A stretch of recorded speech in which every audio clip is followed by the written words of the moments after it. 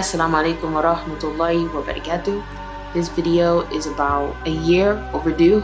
I stopped producing any content for a while, just going on my own journey, and I wanted to start producing more content, more valuable content. And I figured if I'm going to start somewhere, I might as well start with some of the interviews that I haven't yet shown to you guys. So here's this one. I got about 3 more just like this, and inshallah you get some good out of it.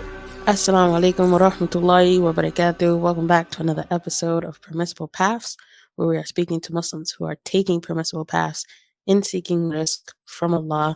Today is not a different episode. We have only Sister Jennifer. Assalamu alaikum, sister. Wa alaikum salam. Jazakallah khair for having me today. Ameen wa alaikum. How are you doing? Alhamdulillah, I'm good, tired, but Alhamdulillah. we wouldn't have it any other way, alhamdulillah. Alhamdulillah. You're actually based in the UK, correct? I am. You can probably hear by the accent, right? Have I got like a proper English accent? You do. Alhamdulillah. Okay, so could you give a brief overview into who you are and what you do before we go deep into the details? Yeah, so I guess first of all, people most commonly know me as the CEO of Sisters in Business, which is a give me 1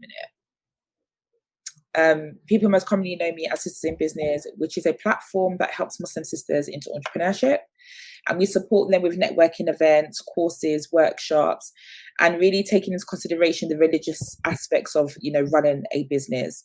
I'm also a TV presenter, a radio host, a podcast host, a content creator, where I like to really inspire other women into, having success through the lens of faith. So, how I was able to get to where I am through the lens of having, utilizing Islam and having Islam and everything. And then after, I'm a mom and I'm a wife and I'm a homemaker like everybody else, mashallah. So yeah, that's kind of like a little snapshot into who I am, because if I carried on, we'll be here all night. And we don't have time for that. Right. Alhamdulillah. Could you talk about, in all those roles, what was the first role? So I guess the first role was being a Muslim. Shahada 18 years ago really changed and transformed my life. I came off the back of being homeless. I was homeless from the age of 16, living on the streets of London. And so Islam really came at a time where I needed it. It came at a time where I needed the grounding, the discipline, the love, the mercy. But most importantly, it brought me the sisterhood. And Allah knew how much I was craving a family because I had just lost one. So subhanAllah, people always ask me, what did Islam give me? Islam gave me everything and much more than what I would have ever dreamed of, subhanAllah. So that's the first role. The second role then comes into being a mum and having my first child at the age of 18. Again, all at the same time with being a new Muslim, and really trying to shape and understand my role as a mum and, being a mum with a faith that is new to me. And so that journey within itself was one of, subhanAllah, that feeling of when Allah grants you things in the right moment and you just didn't know that you needed it. It was one of those moments that I didn't know that I needed the kind of grounding that I had when I had my son, he's going to be 19 now, subhanAllah, so it's been a while. And then I think the third role after that is being a Muslim wife. And the reason why I say these 3 things, because these 3 things came together, right? Came one after the other. So I can't talk about one without talking about the other 2, right? Because they came together, packaged in a way that, once again, that Allah knew what He wanted for me. And just understanding that how many years later now, that subhanAllah, that without those 3 things together, I don't think I would be who I am right now. Alhamdulillah. So being from the young age of, like you said, being homeless, and then following it up with having a kid, you weren't already married, correct? Yes, already married. So I took my shahada came before marriage. Okay. So you took your shahada, got married, had a child. How long did you work while you were married? Were you a stay-at-home No. wife? So for the first, I want to say 8 years, I was at home. Okay. I didn't do anything. I was just at home, nurturing, building, supporting my husband in what he was doing. But again, in that time, even though I was doing that, I was also learning. Ilm is so important to me. So learning and really striving in the deen and making sure that I understood what it is that I was doing, understood my salah. I learned Arabic within a year of taking my shahada. So I Alhamdulillah. really went intensely into taking something on and really yearning for the love of what I had taken on. So I took on Islam. I was yearning for the love, and so I spent the next 8 years in nurturing that, and also homeschooling my child because my child was getting older. Mm-hmm. I was homeschooling him for a good number of years, subhanAllah. So yes, I was at home, and I'm so unapologetic about being at home because it was those formative years that again, I keep talking about grounding because that word grounding is so poignant in my journey because at every Mm-hmm. moment where I felt like my feet wasn't on the ground, Allah just pulled me back down again with something or with a situation or with a piece of knowledge that I had got. So those early years were really important for me. And I think that was the best way for me to do it, just to be at home, nurturing, looking after myself, looking after my family, but at the same time, really having the time to dedicate to ilm and learning it and really understanding what Islam was about. Alhamdulillah. Alhamdulillah. So with that grounding, how do you then branch off into business? Oh Where's gosh. the connect? Well, I'm going to say the connect came many, many, many years later. Okay. So after being at home, I then went off to university and I was studying midwifery. Okay. I then worked in the National Health Service for 15, 16 years. So I SubhanAllah. had like a good career. You jumped After, into healthcare. right, I jumped into healthcare. So I had a really good career. And then me and my husband, we then formed a business, which many people don't know about, but it's a educative wristband for children, teaching them the sunnah of eating with their right hand. And Wow. that came Alhamdulillah. about because both my husband and my first child are left-handed. And so if you come from Africa, eating with your left hand is a No big good. deal, right? Yeah. Yeah. So we came up with that business idea, and that business idea jumped off. Like, it was so popular. We had so much worldwide amazing reception from it. And Alhamdulillah. then your career kind of takes off again and you leave it and you go into your careers, right? And Mm-hmm. so business actually didn't happen for me properly later on in life. For me, right now, it's like 6 years ago that happened, where the connect of who I am, the Mm-hmm. purpose of who I am, and also understanding the early years of me taking Shahada, then all aligned to me being who I am with Sisters in Business. So Sisters in Business has been around for 6 years, but the journey to get into Sisters in Business has been, I would say, what am I? I would say at least 16 years in getting there. Alhamdulillah. Could you expand more on the connection between the past you and the current you? So before Sisters in Business, I had tried to do so many other businesses, and there was something always missing for me, Hmm. always missing. And it wasn't fulfilling. I always felt like an emptiness about myself when I started these businesses, and as amazing as they were, there was something that didn't feel right. Right. So I had like a beauty box for Black women. That didn't go well. I had started a breastfeeding consultancy for Muslim women. Alhamdulillah, that went well, but something happened and it didn't go well. Mm. By the way, it was nothing major. Maybe it was just me dropping the ball on something, or I just didn't have the passion for it anymore. And so that didn't go well. Mm-hmm. So when Sisters in Business, when I started Sisters in Business, the alignment that happened was I hold so dear to my heart the word sisterhood. I embody sisterhood. Right. I am one of those people who take it very, very seriously. And Alhamdulillah. so those early years of Shahada and understanding that the sisters who took me into their homes after their Shahada gave me the understanding of true sisterhood. Then also being a Muslim woman and wanting to be in business and always felt like I was lagging behind everybody else, that alignment also aligned with the sisterhood, right? Mm. And then the third thing was really understanding my purpose, Mm. understanding how Allah has engineered my mind, how Allah has given me rahmah in my heart, how Allah allows me to see things in the way that other people probably don't see it. When I was able to connect all those three things, I have never had a business that went so well the way the Sisters in Business has gone so well. Alhamdulillah. And that's the alignment that I'm talking about. It's really just being patient and understanding the gifts, knowing exactly where you want to be, but then also not realizing that what Allah was preparing for you was much bigger than what you had also imagined as well. And so when I talk about Sisters in Business, it's funny because people intentionally set out to start businesses and it becomes amazing things. I didn't intentionally start it to become what it is now. It just happened. Alhamdulillah.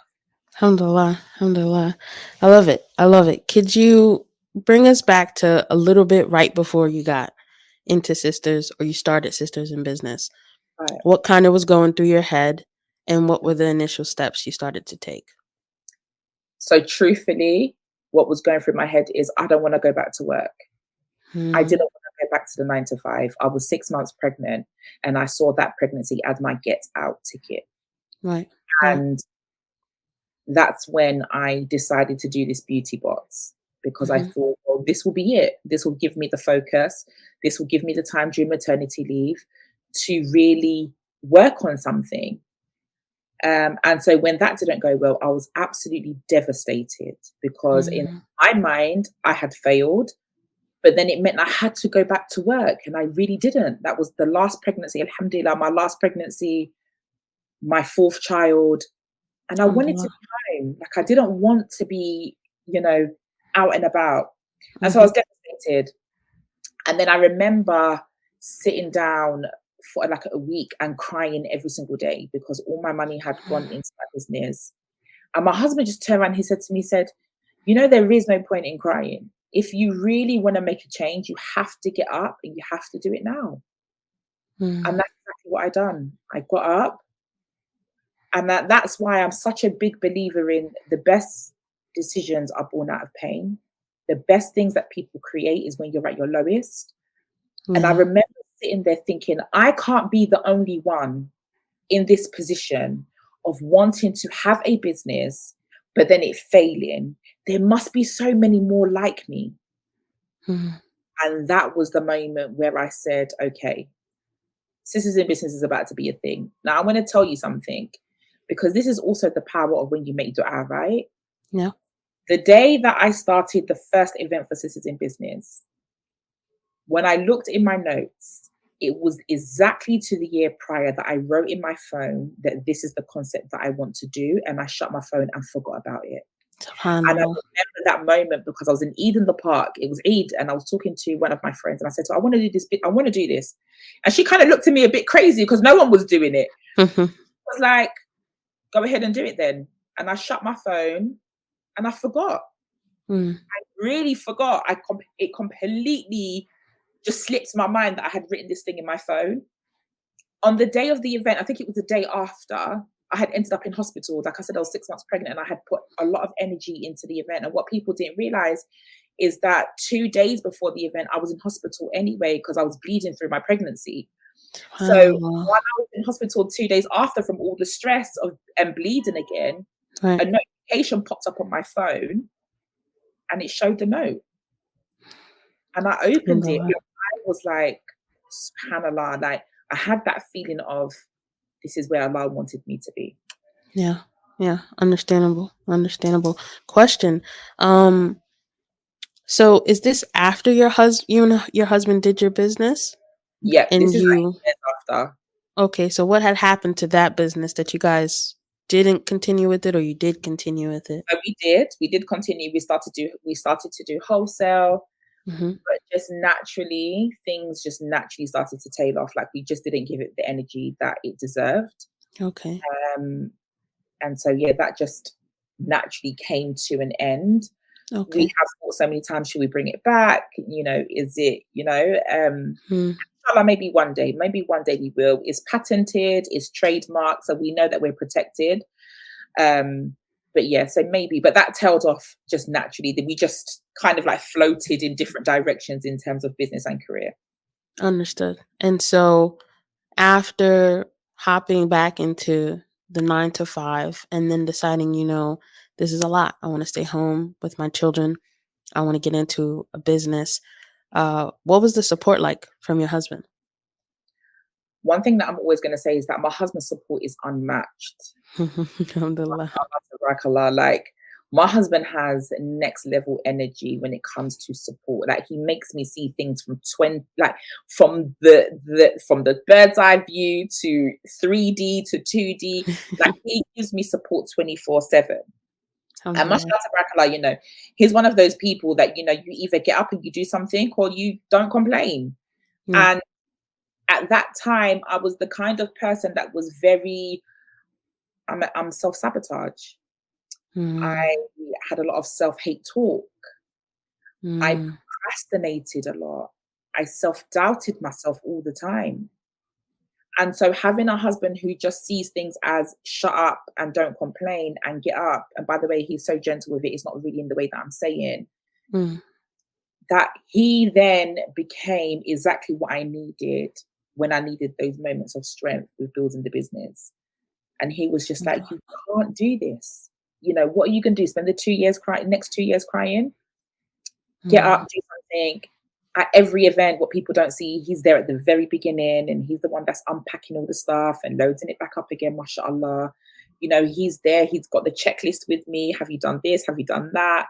Mashallah tabarakallah, like he puts in his work. And I like, one thing, I think one time we were speaking and we just had the conversation and we were like, all the years that I supported you when I was at home and nurturing, now it's time to reciprocate that support. And I think that's one thing that a lot of married couples don't understand, that when you support each other, it comes in different seasons. Your support for your husband may be in the first 5 years, and then his support may be in the last 5 years.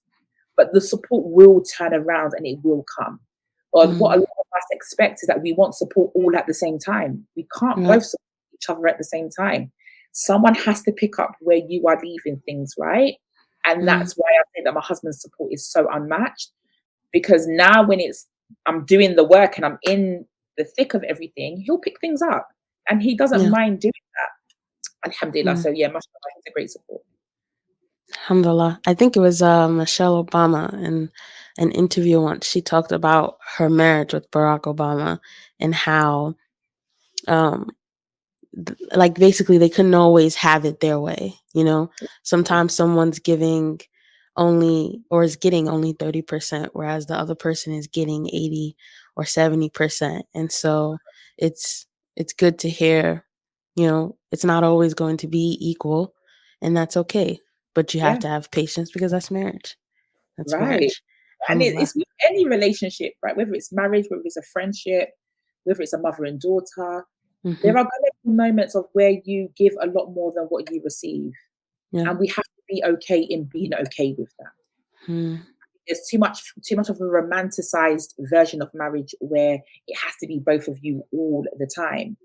And I always say to friends who are going through things or who are newly getting married, and I say to them that you will have your seasons of love, you have your seasons of companionship, you have your seasons where you hate each other. But it doesn't mean that it has to end there. It just is the season that you're in, and we have to be patient with those seasons. Right. Beautiful. So could you go more into exactly what Sisters in Business does, as well as how did you get it all started, like your first event? How did that happen? So if I talk about the first event and then we go into what Sisters in Business does. So my first event, sis, literally was just me making a poster, putting the price on it, the date on it, and what it was going to be called, and letting it out in the world. There was no real plan. I just knew that I wanted to do events. And by the way, I have to say that I used to throw events all the time, like personal parties, sisters parties and stuff like that. So events wasn't new to me, like planning events wasn't new to me. But in this concept, it was new. But I just put it out. I just said, Bismillah, and let it out in the world, right? And then I didn't sell one ticket. And I was like, here we go again. Like, Jennifer, you are a flop. You're a failure. I don't know SubhanAllah. what's going on with you, but again, the self-hate talk came out, the self-sabotage Right. came out, the self-doubt came out. And so I thought about it and I said, hold on a minute. Let me just take back the poster, delete Mhm. it off Instagram. And that's where I already posted it, by the way. It was only on Instagram that I posted it. Take it off Instagram, rework it, and put it back out. Mhm. The day that I took it off, I started getting messages in my DM to say, where's the poster? We wanted to buy the ticket. Where's the poster? We wanted to buy the ticket. What? And I was like, oh, subhanAllah, like, have I just flopped again? Like, have I just missed out? And so I really reworked it and I put it back out. And my first event sold out at 25 women within 2 weeks. Alhamdulillah. And that first event was like, I was like, wow. And I remember I was 6 months pregnant and I was heavily pregnant. And I just kept thinking to myself, this is really happening. But then here we go again with self-doubt, right? What if only 2 Mm. people turn up? What if only 5 people turn up? And then again, in my mind, I had to talk myself down and say, even if 2 people turn up, I am going to show up with 100 people energy, because Yeah. those people see exactly what it is that you're trying to do. And so you have to honor them in the way that they deserve to be honored. Yeah. I remember doing my event and having all the food and doing all of that and people turning up and people were like, wow, like this is amazing. And, they really loved it. They loved the concept. Now, I also like to say that networking is not a new concept, but Mhm. what I do is I brought something that was different into the community that hadn't been in the community before. If Mm. anyone had attended a networking event 6 years prior to Sisters in Business, it was through work, through professional capacity. There wasn't Okay. anything like this for sisters, mashallah. So the reception was really, really good. And I remember talking to sisters in the event, and sisters came from Birmingham. Sisters came from, so like a different state and came to Okay. the networking event. They traveled. And I was like, okay, well, maybe this is a thing. So I went home, reevaluated everything. What could I have done better? What should I have done differently? Mm. And then the next month, or was it 2 months after that, the next event came out and we sold out completely. And that went from SubhanAllah. 2 to 5 to 10 to 15 to 25 to 50 to 60 events being sold out, alhamdulillah. Alhamdulillah. And so then that took on very quickly, that we then became a networking event based business where we bring business Understood. together to network. And then on top of that, I then thought, how can I continue after the networking event is done? How can we continue to support sisters? And that's when the entrepreneurial support came about. So, within the networking events, we had like sisters who were doing marketing that will come in and teach about marketing, about sales, about, different aspects of businesses that I had been able to see the sisters who were successful at that time to come in to support the ones who were just new, just started, or who weren't as successful. And so we were doing that really, really well. We're doing education, we're doing the networking events, and then pandemic came. And the Mm. pandemic came, and then we started to see a lot of mental health within the sisters that we were supporting. So we were like, Right. okay, how can we pivot and help these sisters as well? So we did. We pivoted. We started doing a lot more mental health talks. I started an Instagram live series, which attracted over 1 million viewers, mashallah, tabarakallah. And it Alhamdulillah. was like, okay, so now sisters want to see interviews and they want to see other sisters talking in real time about their journeys. And so Mhm. we did that as well. And so with everything that we do, Sisters in Business, whether it's a course, whether it's a workshop, whether it's a social event, whether it's a networking event, whether it's a masterclass, one thing that I'm super, super passionate about is the value that we are giving. And Alhamdulillah. the value has to be as if you went to a non-Muslim organization. You will get the same values, you can get the same results, but it's just tailored to you very, very differently. I love that. I love that. May Allah reward you for it. Um, I want to touch on a point that you said previously, which was, the thought pattern of even if 2 people show up, I'm gonna go with 100 people energy. I think that's something that a lot of, especially people who are starting out, excuse me, in entrepreneurship and business, sometimes they suffer from, which is, what if no one comes? What if one Yeah, person comes? yeah, But it's that mind frame of, even if one person shows up, That one person saw the dream. They Yeah, understood the vision. yeah, And so you should still go full throttle and still go into the plan. absolutely. So, yeah, alhamdulillah, alhamdulillah. So, essentially, Sisters in Business, it started out as just networking events to help sisters come together. And then you kind of started to incorporate workshops.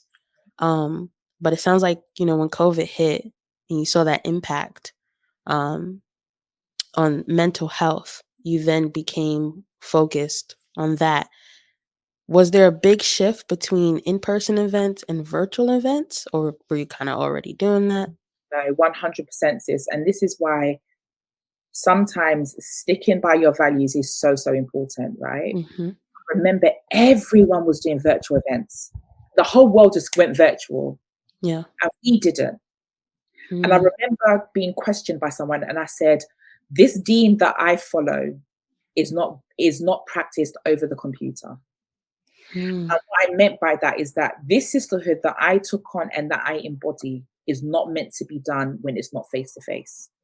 Right. And I literally waited to the last minute when the whole world's about to open back up again. And we done one networking event virtually.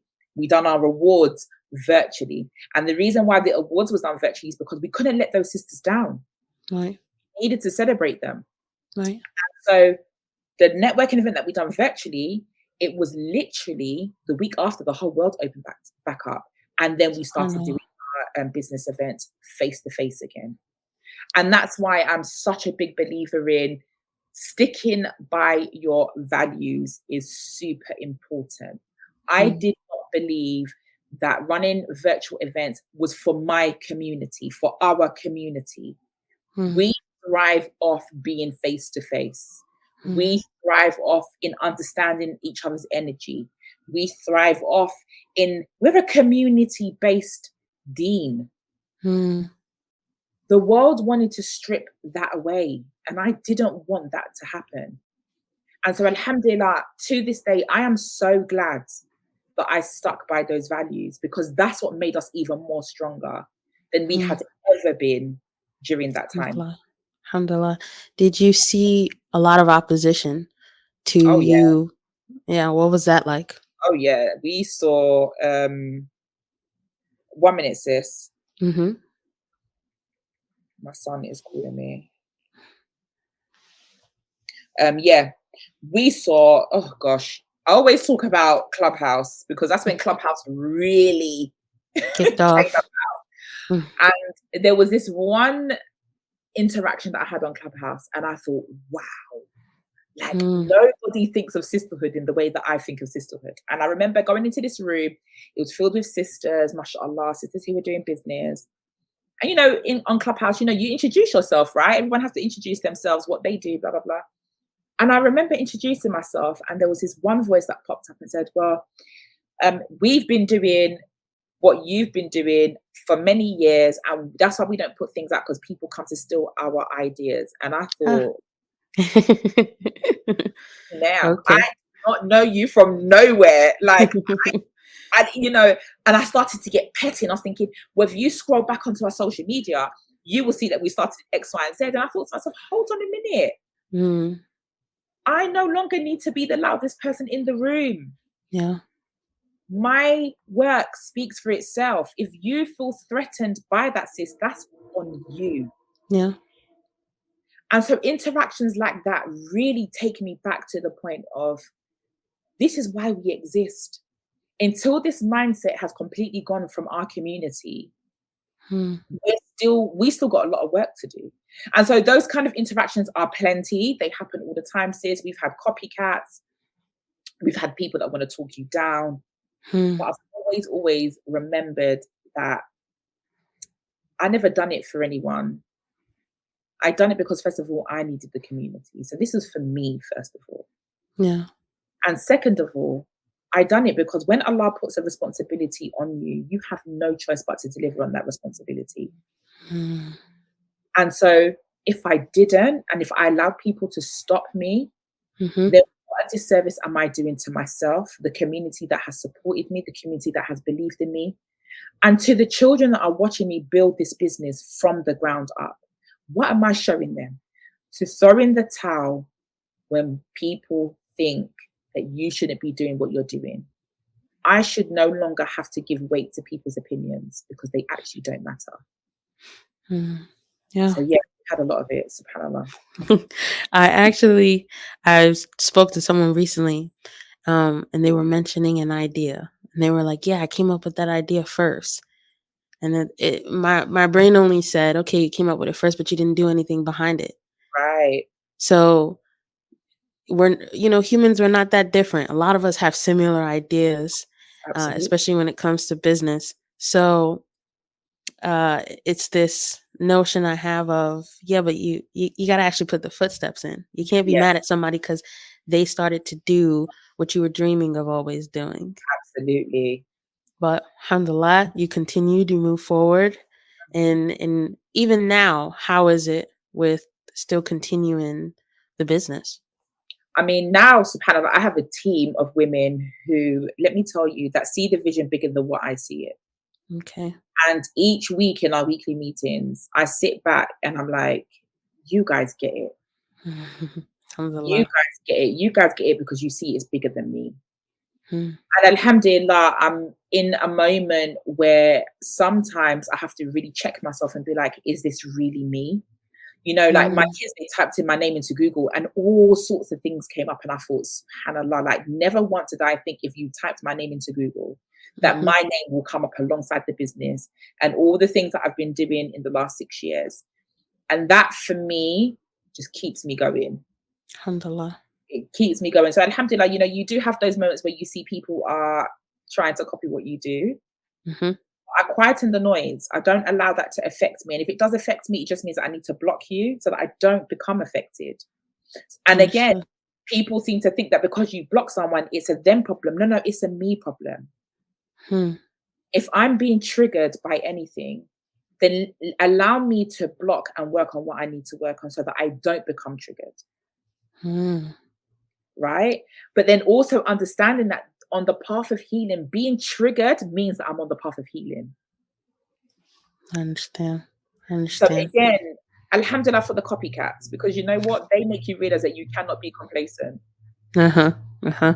Alhamdulillah, it's good now, alhamdulillah. I think people are really starting to understand the position in what we are in and in what we do and how powerful sisters in business actually is. And so alhamdulillah, a lot of sisters do respect, but there are some ones that just like, yeah, they want to push those buttons. But alhamdulillah for everything. Alhamdulillah. Can you speak on the vision? What is the dream of Sisters in Business? Oh gosh. The dream is big, sis. Like, we want to be the first to have a fully inclusive Muslim women only based hub where we Alhamdulillah. continue to educate women in entrepreneurship. And for me, it's a holistic view. So it means that we're nurturing you as a wife. It means we're nurturing you as a daughter. It means we're nurturing you as a student alongside nurturing you with entrepreneurship. And we can only do that from a hub. And so alhamdulillah, we want to be the school. We want to be the go-to place. We want to have our center. We want to have our memberships. Like, we want to be whatever entrepreneurial hub that you think of right now, we want to be there. That is the vision for Sisters in Business. The second part of that vision is being global. We really want to have our hands in a lot of places. Right. And that's because I truly believe in the way that we do what we do, there is no one that is doing it like that. We've had so many non-Muslim women come to our events and say to me that I have never been around women that have made me feel so welcome. SubhanAllah. And that is part of the work of Sisters in Business. It's bridging the two worlds. It's bridging the non-Muslim world with the Muslim world. We can collab, we can work, we can go into business together. Why? Because Allah subhanahu wa ta'ala gave us a whole book on business so that I know how to conduct and protect myself. Right. Right. And so with that book, it means that I can carve out the most special customer service experience to my customers and also honor contracts and agreements to the people that I do business with. Alhamdulillah. Alhamdulillah. Currently right now, you're only in the UK though, right? Right. Okay. So have you had people fly from like different countries yet and attend the events? So Alhamdulillah, we've had so much talk about, can we come to this country? Can we come to that country? And yes, inshallah, we definitely will be going to those countries. So at the moment, as we speak, we're creating an ambassadorship program where I come out and we can train sisters to hold these events for us under the banner of Sisters in Business, inshallah. They can earn an income, the business can earn an income. And it's really about empowering them and making sure that in their own businesses that they are also succeeding and thriving as well, inshallah. So one day we shall be in all corners of the world. Like I fully believe in that. My dua to Alhamdulillah. Allah is that we can be everywhere. But I'm only one Ameen. person. And Right. so inshallah, it means that we have to have a team of women globally that's going to be able to help us push that vision, inshallah. Right. Right. May Allah make it Amen. successful and make Amen. it a rewards for you in this life and the next. I mean, so being as how, this all started from you wanting to leave your 9 to 5, wanting to start your own business. Um, can you speak to that sister right now who was in that same position as you? And what's, maybe 1 or 2 things you would say to her? Oh, what would I say? I would say that I know how badly you want to get out. Mm, I know that getting up and leaving the family behind is super difficult. It's not a decision that you want to make, but you do anyway because you know how important it is to provide for your family. But you also want to have that business where you could just have the dreams of being at home. And I'm telling you that you can have it. I started Sisters in Business with £0 in my account. And alhamdulillah, we have a really good steady income where we are paying staff. Alhamdulillah. alhamdulillah. And so see your 9 to 5 as your business sponsor. Each time you get paid, put some money into your business. Each time you get money from your business, put it back into the business. Be patient. Have Mm, grace for yourself. Understand that on this journey of entrepreneurship, you're going to grow in moments where you never expected it, and you mm, have to be easy on yourself. And I think that would mm, be my main message, only because I wasn't easy on myself. I was really, really hard on myself. And mm, life tends to deal you a whole pack of cards with all sorts of different shapes and different colors in it. But what we fail to realize is that every single shape and every single color interconnects with something that's about to bring you on to the next stage of where you need to be in your life. right. Having sabr and being patient and having rahmah and understanding that Allah will not give you what is not meant for you. And if it is for you, then it definitely will not pass you, inshallah. Inshallah. You speak or you have spoken often on being hard on yourself and being sort of self-sabotaging. Where do you think that stemmed from? So that stemmed from being 10-year-old Jennifer, who was overweight. It was the Mm, darkest in her family. My mum is a mixed race woman, so she's half white and half black. okay. Being the darkest in your family, being the most overweight in your family, and being bullied by your family because of that. SubhanAllah. And so, in every moment where you think you've done something good and someone reminds you of how ugly you are, you Mm, then learn to talk yourself down by saying, well, actually, that couldn't be me because I'm ugly or I'm too fat. mm, And so that's where self sabotage and self doubt and not really understanding how to process emotions, because as soon as you show emotion that you're upset about that bullying, you're then told to be quiet, that you're not allowed to have those emotions because no one has done you anything. mm, And so it comes from a whole mixture of things. And also, right now, if being 30 something years old, I also understand that we take on characteristics from our parents. And yeah. so one of my parents is really toxic in the way that they see themselves. They're Huh. really toxic in the way that they love others. And so, you just kind of take a little bit from everyone, but that's where it really stemmed from. Just being overweight and being different, being the black sheep, as people like to call it, of the family. Right, right. You spoke about, how your husband, he kind of gave some tough love. Besides him and obviously your relationship with Allah, what are some other things that helped you try to step out of that habit? So my TV just came up. My bad. Hmm.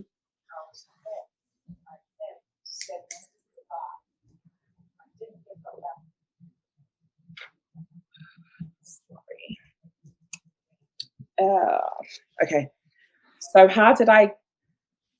what were the steps that I took to get out of it? Hmm. I'm going to be really honest. Hmm. The steps never kicked in until about 7 years ago. Hmm. No, 8 years ago now, when I had my first daughter, my third child. Okay. And she came out looking exactly like me. Hmm. And I thought, if she looks exactly like me and she turns out to be exactly like me, how am I going to ever forgive myself for allowing her to be like that? And so then I started the journey of confronting hard things about myself. Hmm. Why am I so argumentative? Why am I so toxic? Why do I give so easily? And I started to really confront myself on all of those levels. And when I started to confront myself, it then meant I had to have really hard conversations with people around me. Hmm. And so the first thing that I done was confront. The second thing I done was to communicate. And the third thing that I done was just to show myself and to relearn that what people thought of me is not who I am. Hmm. And that is really, really hard to do. Definitely is. And so when you look at yourself, you look in the mirror and you become the most unrecognizable person to yourself. It's when I realized, if I'm unrecognizable to myself, then how can Hmm. anybody else recognize me? So then I Hmm. started to really talk to myself in a way that I would talk to a friend. Hmm. Why do you feel like this? It's actually not your fault. You were brought up to believe X, Y, and Z. And let me also say that, when we talk about these things, it sounds so easy, but Hmm. these are really, really hard things to do. Changing habits is one of the most hardest things I have ever done in my life. And I'm Absolutely. not perfect yet, by the way. Like, I still have a lot of work to do. Hmm. And so confronting, communicating, lending grace to myself, but then also being so easy on myself, because it's easy to be hard and it's hard to be easy. Yeah. Yeah. And so constantly keeping myself in check, Hmm. constantly making myself uncomfortable, Hmm. constantly viewing things in the way that I had never viewed it before. Hmm. And that was the way that I was able to start to get myself into a position of, okay, now I can go to therapy. Okay, now I can be around people and not be the loudest of the people. Now I can admit and say that maybe I'm not feeling so confident in this moment, but it doesn't take anything away from me. It just means that I need help and a bit of support in this moment so that I can get back to who I was. Alhamdulillah. And so, yeah, it's really hard, subhanAllah. And I also think that I also suffered from antenatal depression, which meant that during my pregnancies, I became depressed. And afterwards, alhamdulillah, it lifted. But it was hard. And, I think any type of work that you do on yourself is never going to be easy. But it's even more harder when people don't see you. Being Yeah. a black Muslim woman means that you are unseen. Hmm. Yeah. You are almost invisible to people, Yeah. right? And that Right. is hard because you want to be seen for the right reasons. You want to be seen for just who you are, but you're so invisible and you're so stuck with where you are. How can even if someone did want to see me, did I want to be seen? So Understood. SubhanAllah. Deep work, which is essentially what you did, deep inner work, is something that is starting to become more common to be talked about. But it is obviously, especially no matter where you are, as a Black woman, as a Black Muslim woman, it is something that's not talked about enough, especially because there is already a lot of trauma in our own communities. Yeah. So, and if you put for the second that to the side, but just being a woman, there's a lot of trauma there as well. So, alhamdulillah, it sounds like your daughter kind of sparked that fear in you, you know, and she was that first realization that I have to heal so that she doesn't end up as I was. Absolutely. So alhamdulillah for that. Can you speak to, or can you speak about balancing being a wife, being a mom? I ask everyone this who comes on because that's the ticker question. How do you balance all of it? Can I be honest with you? I don't. I don't balance all of it. There are many moments where I wish I was at home and not traveling doing a speaking engagement. There are many moments I wish I was creating memories with my children instead of getting paid to do X, Y, and Z. There are so many moments where I think to myself, I should be at home cooking for my family, and I'm not doing that because I'm here giving other people my time. And so there isn't a balance, and I can't balance because that is not in the way that Allah made me in the first place. Right. I can multitask, but multitasking and balancing are two different things. Right. And I regularly go back to the time of when my daughter, it was so in, Christmas period. And, usually for us Muslims, Christmas period is like a quiet period because no one's really doing anything, right? For some reason, last December, everything picked up. Speaking engagements, virtual engagements, face-to-face, like a lot of things picked up. And alhamdulillah, you are getting paid for things, but you know what? Like you still sometimes feel guilty of just not being at home. And I remember getting ready. And I remember in December, it was every single weekend I was out at an event. And I remember this particular night, my youngest daughter, who is 5, she looked at me and she cried. She said, "Mommy, I do not want you to go again tonight." Say that one more time, please. She looked at me and she said to me, "Mommy, I do not want you to go again tonight. I want you to stay home." And my heart fell to my feet. Right. Because not only am I trying to provide memories for you guys, part of those memories means that I also have to be there with you guys. Yeah. And so when you have moments like that, it makes you realize that you're not balancing. In fact, I'm trading. And I'm trading work for moments with my children that would forever be memories, but then also understanding that my work will also bring everlasting memories for them too. Can you expand on that more? Because I'm sure a lot of people listening to this would feel like, well, then why not stop? Why not, continue time with your family? Why continue sisters in business? So can you expand on that a bit? And so I would say to those people, you're absolutely right. The easiest thing is to stop. Yeah. But when you have a vision and when you have things that you couldn't have in your life and you want to provide for your children, that is my driver. I was in a talk with a sister and we were all talking about our journeys. And she turned around and she said, "I feel guilty sitting here because I didn't have a bad journey. In fact, I walked into my wealth because of my grandparents and my parents." Wow. And I remember saying to her, that is the moment that I want my children to have. Yeah. That is the feeling that I want my children to have. And for them to be so unapologetic about it. Right. So all this work that I'm doing now is so that when 10, 15 years down the line, when I'm able to step back a bit, it also means that my children they don't need to worry. They don't need to stress. They need to work. But you know what? It's a different type of work. Yeah.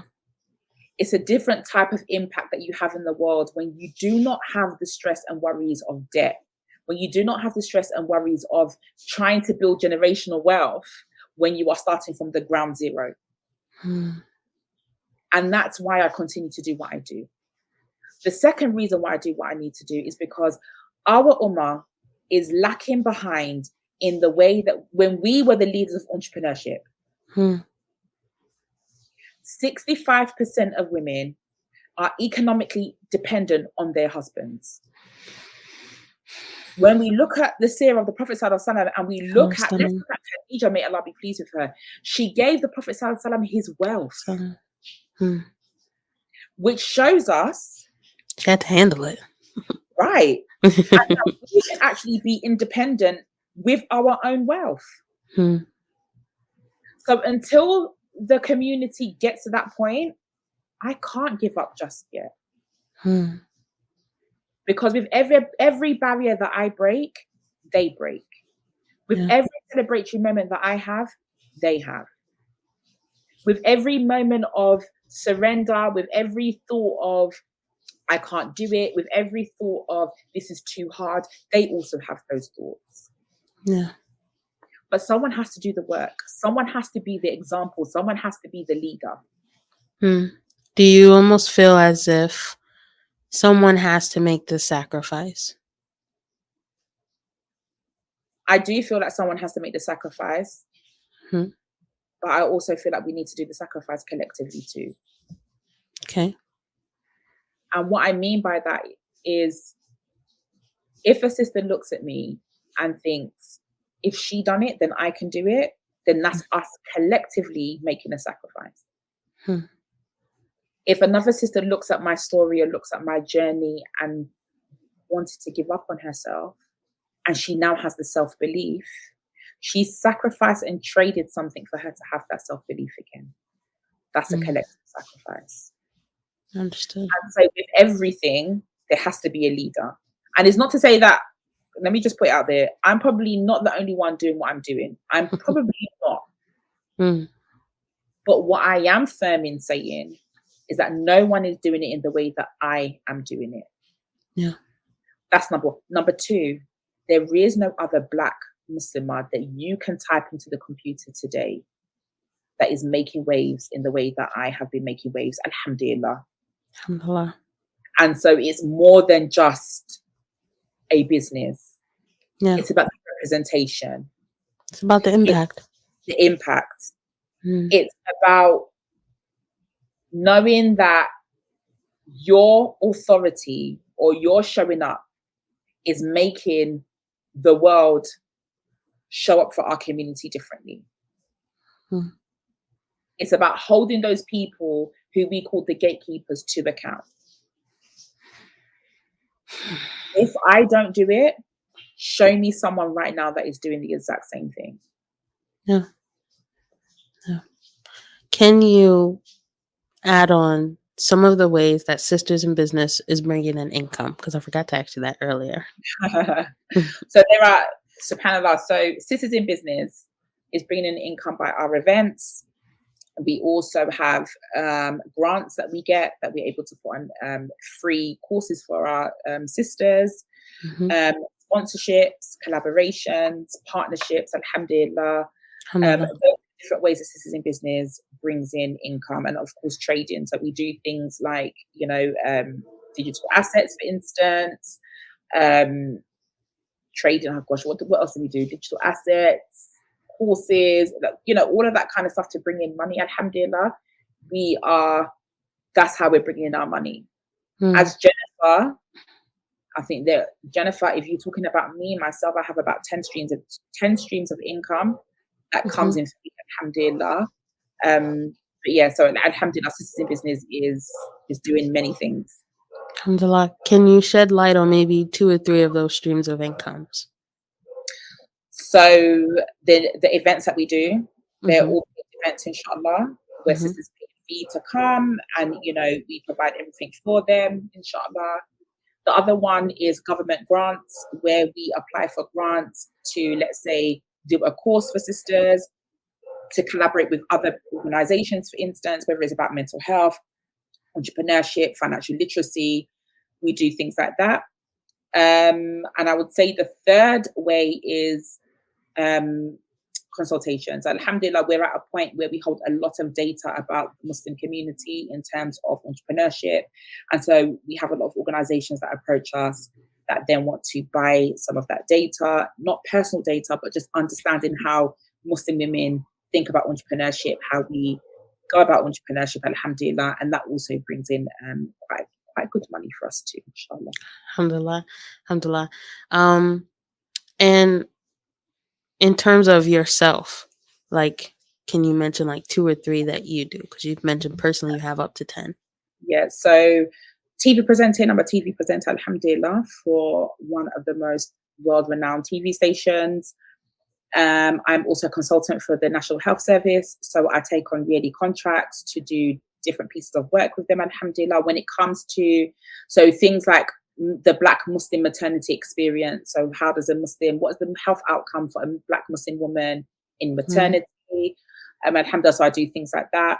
And I would say the third one is my speaking engagements. Alhamdulillah, they come in thick and fast. And alhamdulillah, I get paid for them, alhamdulillah. So yeah, those are the 3 out of 10. Yeah, about 10 or 11 streams that we have, alhamdulillah. Alhamdulillah, Mubarak. Can you speak on the TV, like, host? Where did that come from? I know. What do you do? Okay. Secret. This is what nobody knew. In school, I had always wanted to be on TV. Right. And it's so funny because some of my old school friends who have found me now through everything that I do, they're like, yeah, we really thought you'd be on YouTube. Like, we thought you'd be one of those people.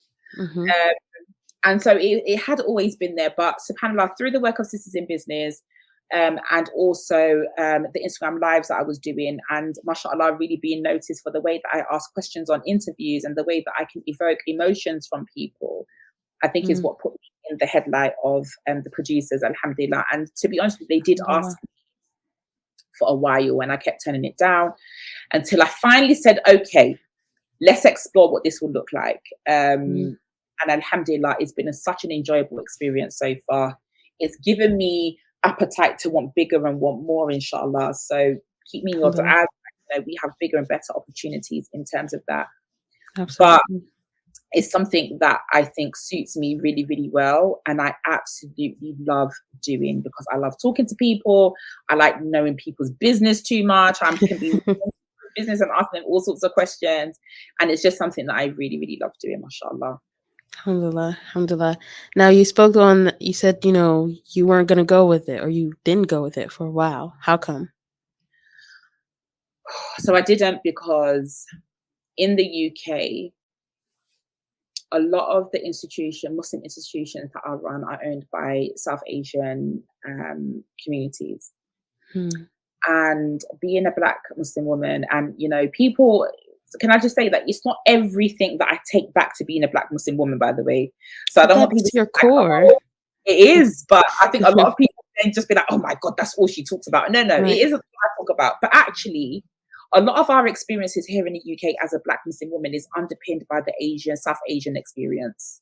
Right. And so I was really, really worried that maybe there'll be mistreatment, or maybe that I wouldn't be able to use my voice in the way that is authentic to me, being a West African English woman. I wouldn't be able to use that voice authentically. So I was really worried about that. And so that's why I didn't tread those waters very early on. But can I also say that timing is everything? Yeah. And Allah allowed me to say yes at the time that was perfect for me. Alhamdulillah. If I'd taken it before, I don't know if I would have truly appreciated at that very time before.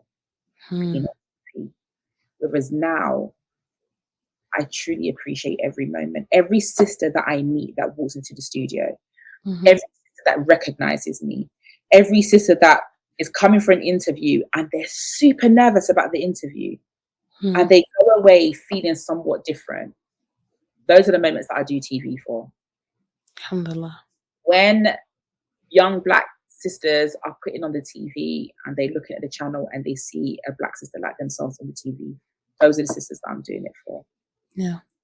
And so, inshallah, I just make the ad that it turns from being a Muslim TV station to a worldwide station, inshallah, Yeah. where Inshallah. is really, really needed, inshallah.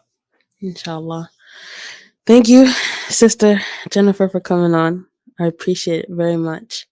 Can you tell the people what's coming up next in your own personal brand and business and in Sisters business? What do we got? So what we got? So Sisters in Business is always doing amazing things, and I think my team is quite sick and tired of me, frankly, of always bringing these things to them. But alhamdulillah, at the moment we have just finished off our Sisters in Business Awards, which was an absolutely epic night. And now we are starting the process again of putting things together for next year, inshallah. And we're also adding the brothers version. So we're doing a brothers edition to that as well, inshallah. We want to celebrate our brothers as well, inshallah. So that's going to be coming. Now, for the personal brand, listen, I'm just saying that I need to be on. I've always loved Oprah. And so I need my own TV show. And alhamdulillah, that's the dua, that's the direction for Jennifer personally. Inshallah. But actually, just keep inspiring people through my content creation. It's taken me a while to get here, but I think I have finally found what hits not only for me but for the sisters that follow me. I finally found that sweet point, mashallah, tabarakallah. And if that's what it's going to be, just for me to keep doing that, then alhamdulillah, I'm more than happy. Alhamdulillah. May Allah make it easy for you, Sister Jennifer. I mean, jazakallah khair. Walaikum, you're doing great work. I be seeing your vlogs. Alhamdulillah. They're very nice and inspiring to watch. So may Allah reward you. I mean, jazakallah khair. Walaikum. All right, you guys, that is going to be the end of this podcast episode. You will find all her information. Oh, can you tell the people where to find you? Yeah, so you can find us on Instagram, which is Sisters in Business, the big yellow circle, I like to say. You can follow us on our website.